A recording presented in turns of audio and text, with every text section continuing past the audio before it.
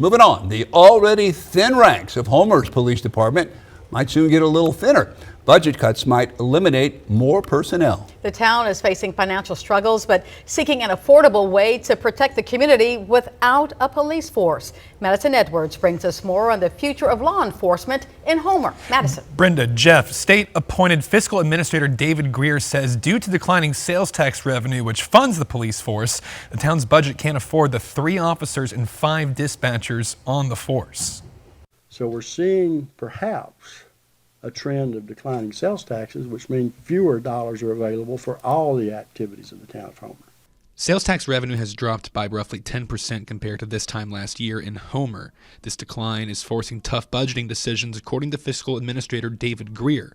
Greer was made the decision maker for the town's money-related issues in July after the elected leaders struggled to pay the bills.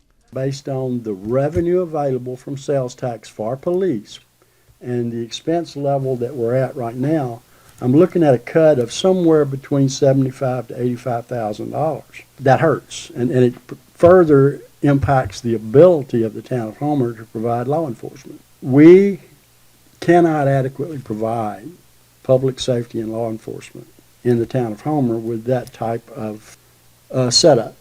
Chief Van McDaniel has adjusted to Greer's budget cuts by reducing 9 full-time officers to 3, including himself. I would say he's probably unraveling or having to unravel a big ball of yarn.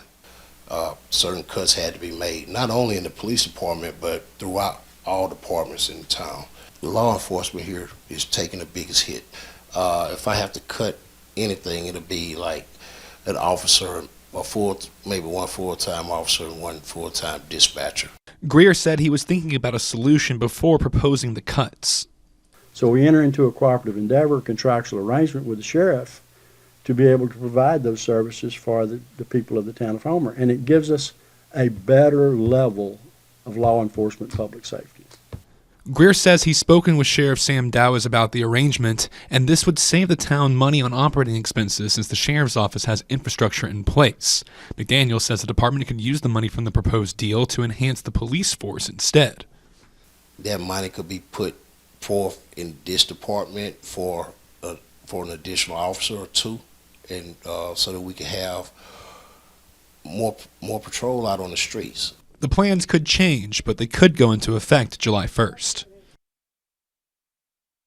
McDaniel and Greer say this situation is the result of years of financial mismanagement by former office holders in Homer and the reality of losing a tax base as people move out of small-town Homer. And of course, we'll continue to unravel this ball of yarn as more details become set in stone. Throwing it back to you two.